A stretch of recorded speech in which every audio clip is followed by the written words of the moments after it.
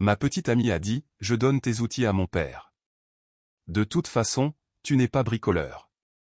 15 000 € d'outils de menuiserie professionnelle pour ma carrière de 20 ans. J'ai répondu, sur mon cadavre. Elle les a fait enlever pendant que j'étais sur un chantier, alors j'ai signalé cela comme un vol. Et son père a ouvert la porte à la police avec mes outils dans son garage. Moi, homme de 42 ans, je suis menuisier. Pas le genre pour des projets de week-end. Le genre de menuisier qui regarde une vidéo sur Internet et construit une étagère bancale. Je suis un professionnel, diplômé, assuré, avec 20 ans d'expérience dans le métier. J'ai commencé quand j'avais 22 ans comme apprenti, j'ai gravi les échelons comme compagnon, et maintenant je dirige ma propre petite entreprise, juste moi et un assistant à temps partiel pour les plus gros chantiers.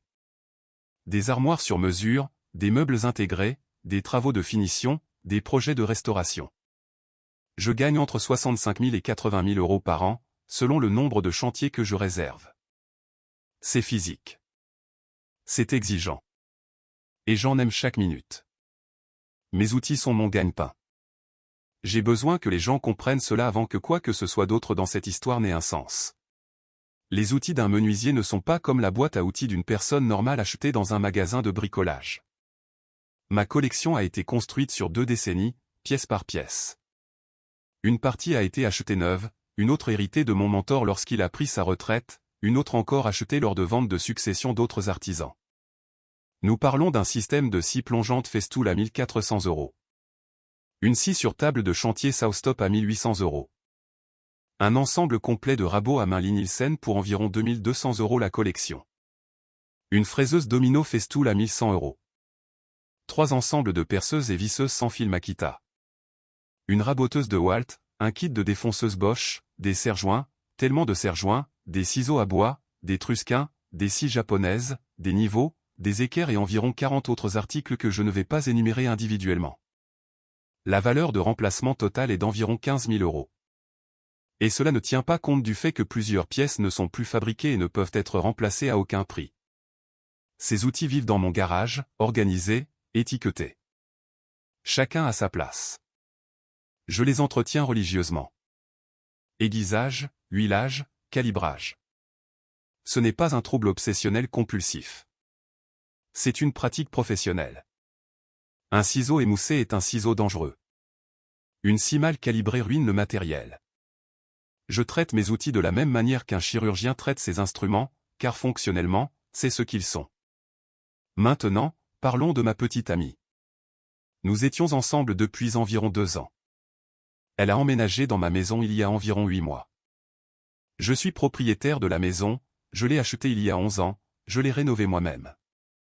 Évidemment, il y a un garage indépendant pour 3 voitures que j'ai converti en atelier. L'atelier est la raison pour laquelle j'ai acheté l'endroit. Elle travaillait comme experte en sinistre pour les assurances. Elle gagnait bien sa vie. Nous partagions les dépenses du ménage de manière à peu près proportionnelle à nos revenus. Je couvrais environ 60%, elle couvrait 40%. Un arrangement équitable, pas de plainte. Son père est à la retraite. Il travaillait dans la réparation de carrosseries automobiles. Il se prend pour un bricoleur. Le genre qui regarde des émissions de rénovation de maisons et pense que cela le qualifie pour abattre des murs porteurs. Il faisait des projets dans sa propre maison depuis sa retraite et laissait entendre depuis des mois qu'il avait besoin de meilleurs outils. Son équipement était principalement de l'entrée de gamme, très bien pour un propriétaire, mais il lorgnait sur mon équipement professionnel chaque fois qu'il venait. À chaque visite, il se promenait dans mon garage et commençait à manipuler les choses, prenant mes rabots, testant le poids de mes ciseaux, ouvrant mes valises Festool. Je trouvais des empreintes digitales sur des lames que je venais de nettoyer. Il disait des choses comme « Tu sais, je pourrais vraiment utiliser quelque chose comme ça pour mon projet de terrasse. » Ou bien « Cela doit être agréable d'avoir tout cet équipement qui reste là. » Qui reste là. Comme si mes outils étaient décoratifs. J'étais poli à ce sujet. Je l'éloignais des choses chères. Je lui ai même prêté ma visseuse à choc sans fil Makita une fois pour un projet de week-end. Il me l'a rendue avec un mandrin abîmé et de la sueur tassée dans les aérations. Il n'a pas mentionné les dégâts. J'ai passé 1 heure à la nettoyer et à la recalibrer. Après cela, j'ai arrêté de prêter des outils. J'ai dit à ma petite amie, Ton père est le bienvenu ici à tout moment, mais l'atelier est interdit d'accès à moins que je n'y sois. Elle m'a traité d'homme territorial et égoïste. Puis, il y a environ 3 mois, les commentaires ont commencé. Nous dînions et elle a évoqué la prochaine rénovation de la cuisine de son père. Il voulait refaire les armoires lui-même. Elle a dit avec désinvolture, je lui ai dit qu'il pourrait emprunter ta scie sur table et l'équipement Festool pendant quelques semaines. J'ai répondu, non, absolument pas. Ce sont des outils professionnels et ils ne quittent pas ce garage. Elle m'a regardé comme si j'avais refusé de donner un rein à un enfant mourant. Ce sont juste des outils. Il te les rendra. Il a rendu ma visseuse à chocs endommagée et ne me l'a même pas dit. La réponse est non. C'était une seule fois. Une fois suffit quand on parle de l'équipement dont j'ai besoin pour gagner ma vie. Elle a laissé tomber. Ou du moins, je pensais qu'elle l'avait fait. 2 semaines plus tard, elle a réessayé. Cette fois, l'angle était différent. Elle a dit, tu sais, tu as beaucoup plus d'outils qu'une seule personne n'en a besoin. Mon père est à la retraite et s'ennuie, et cela lui donnerait quelque chose à faire.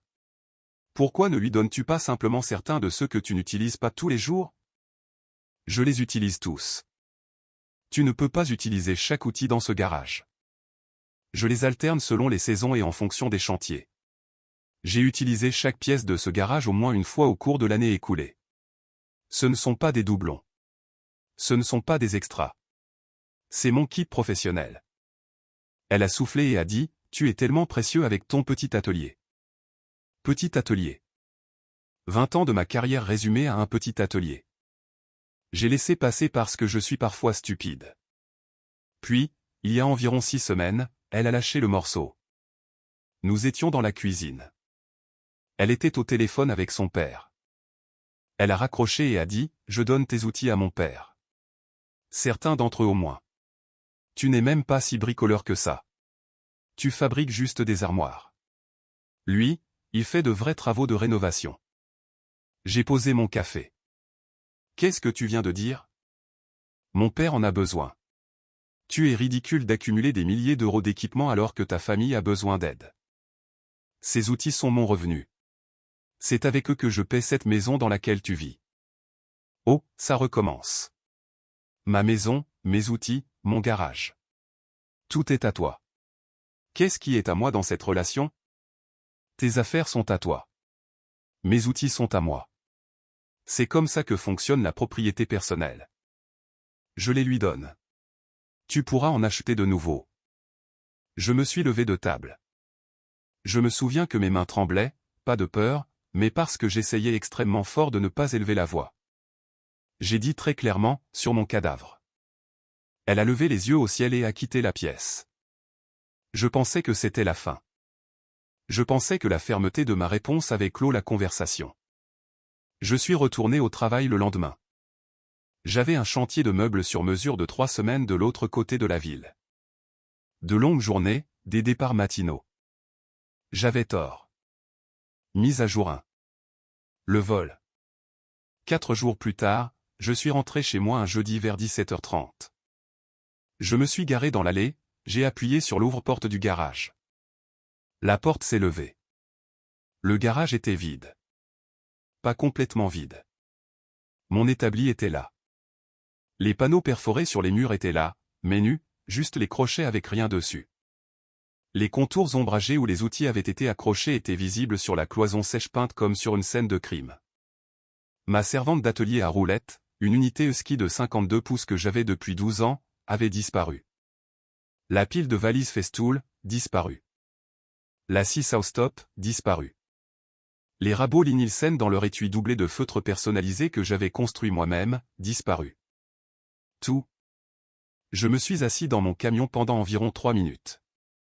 Pas de manière dramatique, juste pour assimiler, car mon cerveau faisait la même chose que lorsqu'il voit une mesure qui n'a pas de sens. Revérifier, chercher l'erreur. Mais il n'y en avait pas.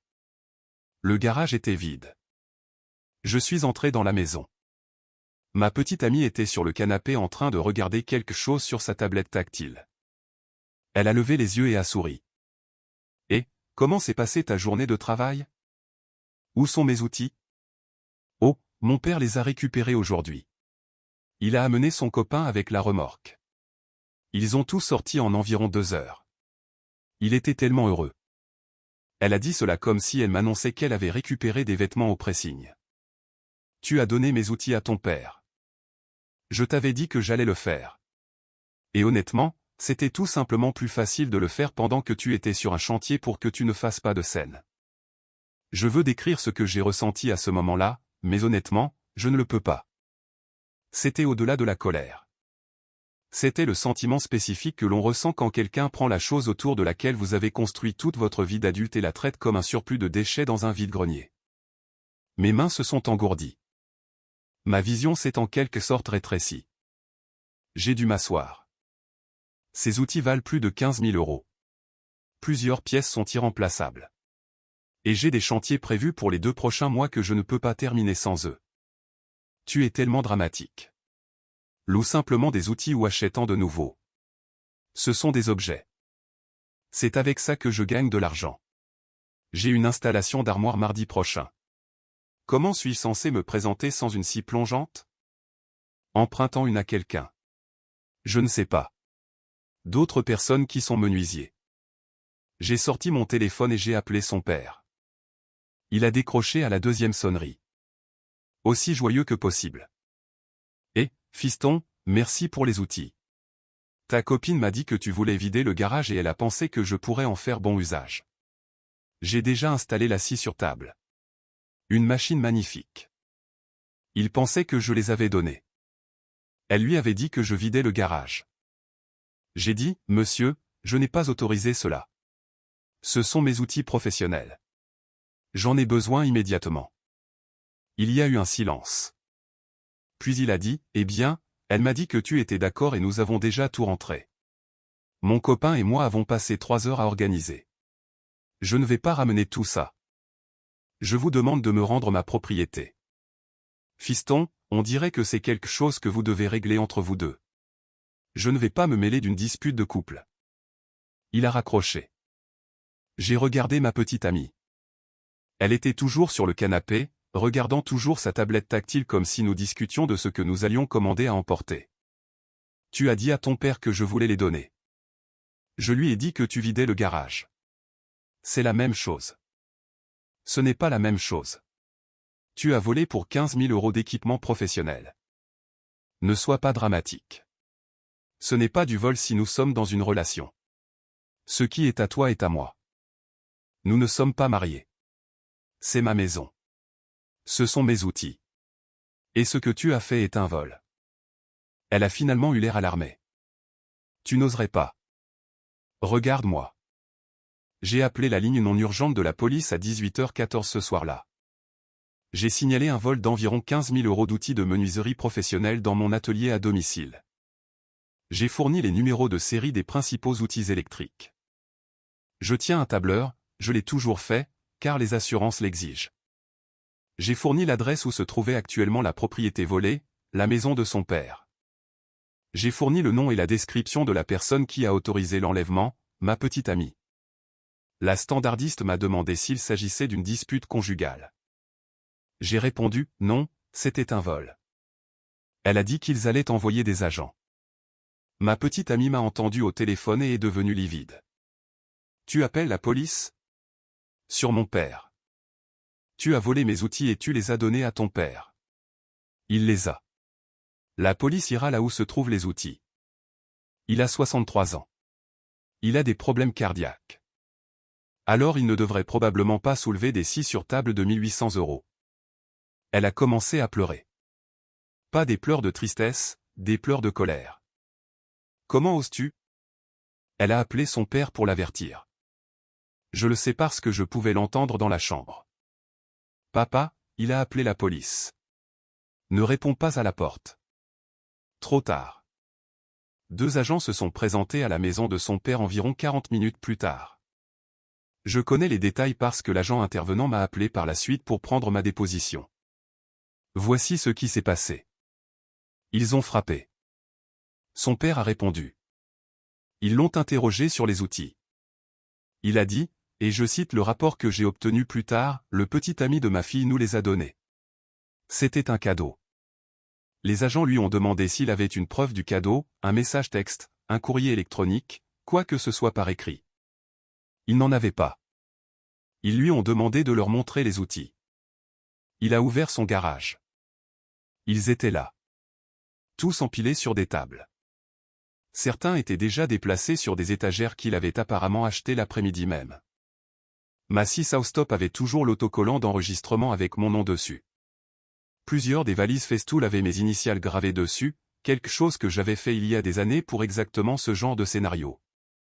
Les agents lui ont dit que je déclarais que la propriété avait été prise sans autorisation et qu'il s'agissait apparemment d'un rapport de vol, et non d'un malentendu domestique.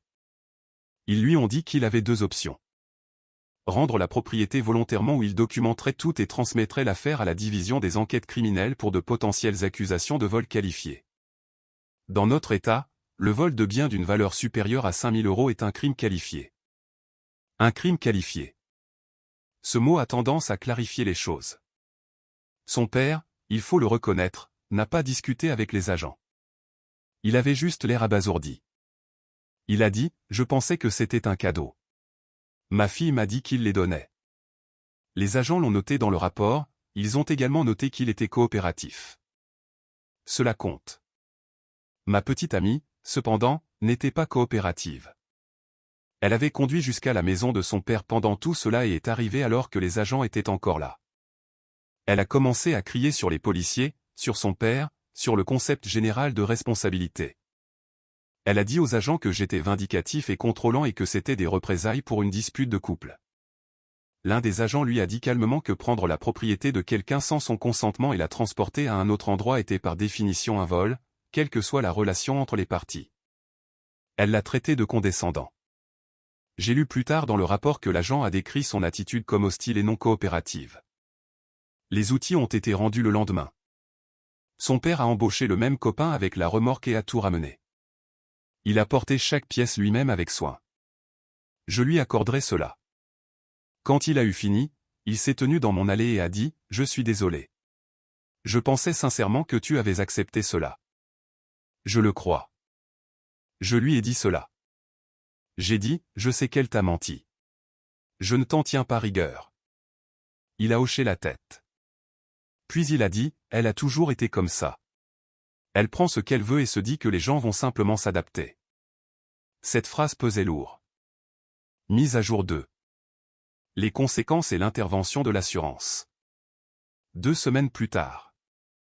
Les outils sont donc revenus. La plupart d'entre eux allaient bien.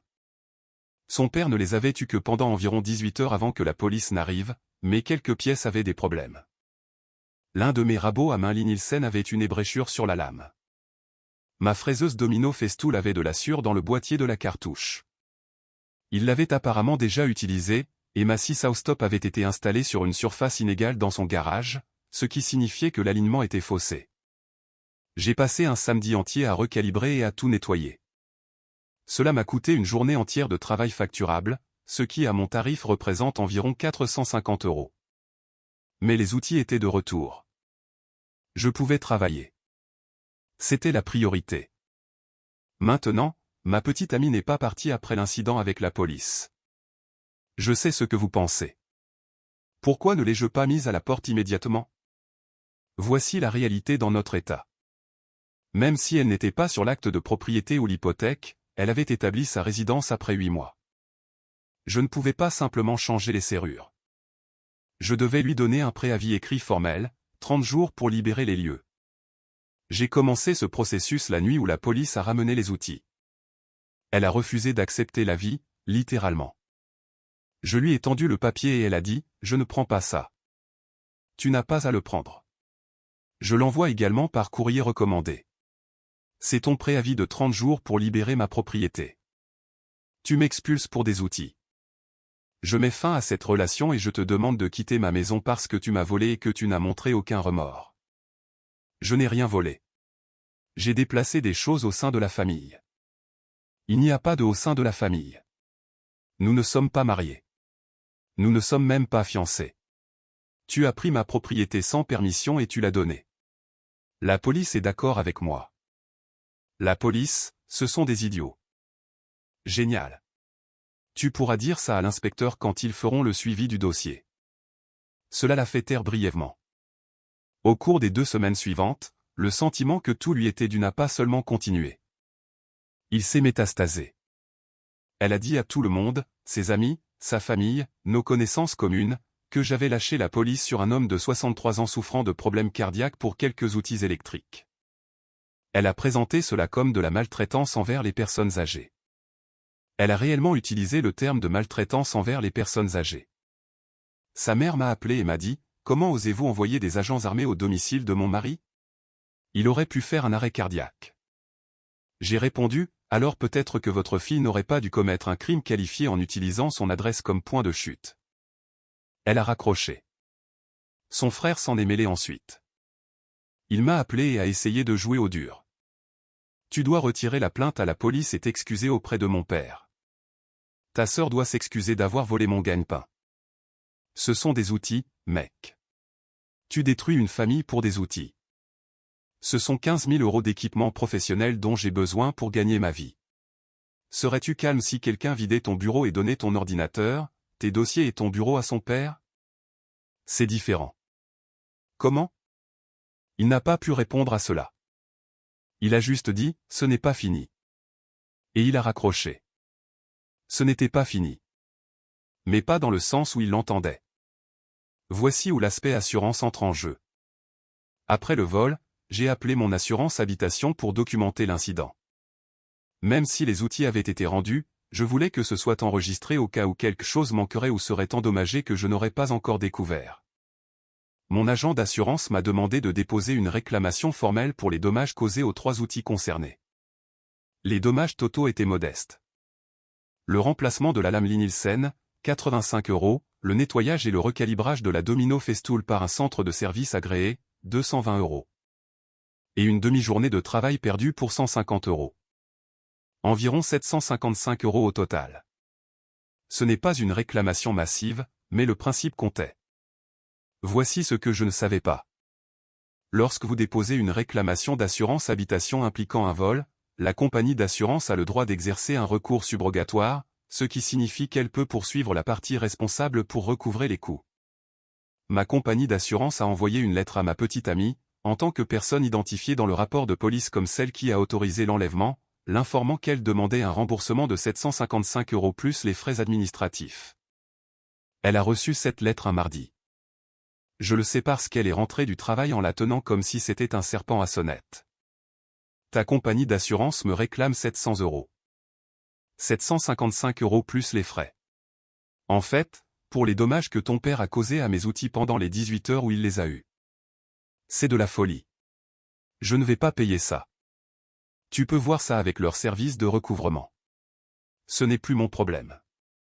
Elle a ensuite essayé quelque chose que je n'avais vraiment pas vu venir.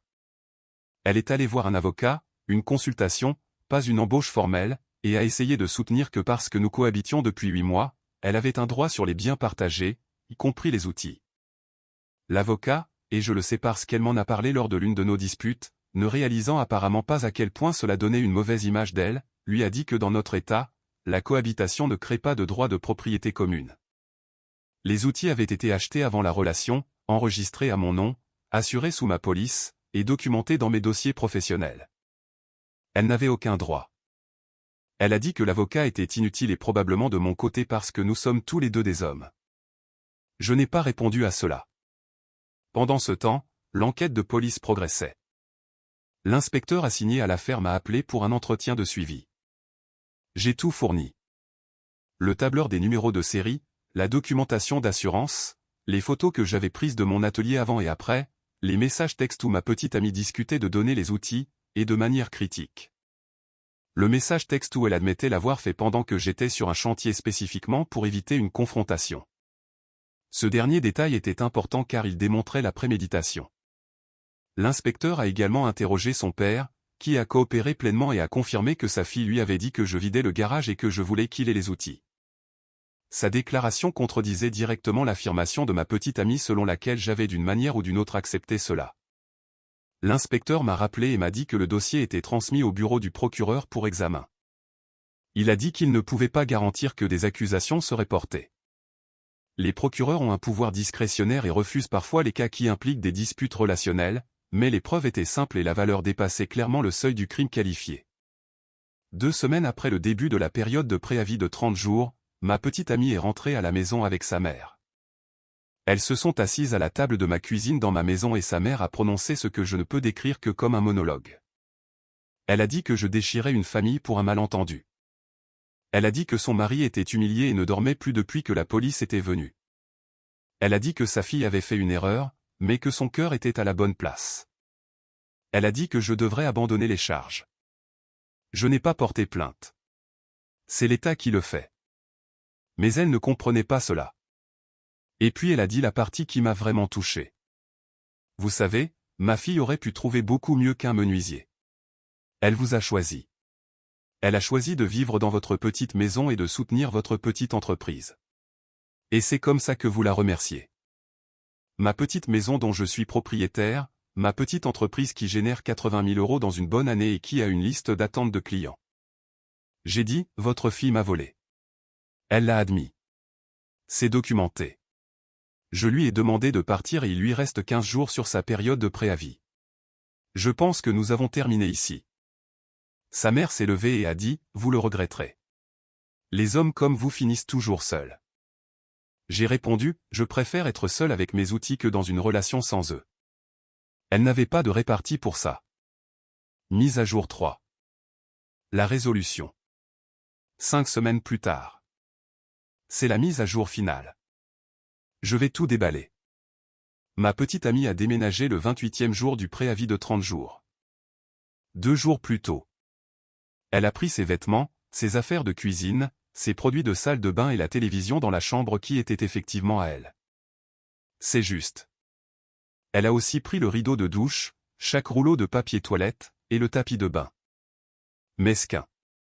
J'ai conduit jusqu'au magasin Target et j'ai dépensé 34 € pour remplacer les produits de première nécessité. Je suis passé à autre chose. En sortant, elle s'est tenue dans l'allée et a dit, « J'espère que toi et tes précieux outils seraient très heureux ensemble. » J'ai dit, « Nous le serons. » Les rabots Nielsen t'envoient leurs salutations.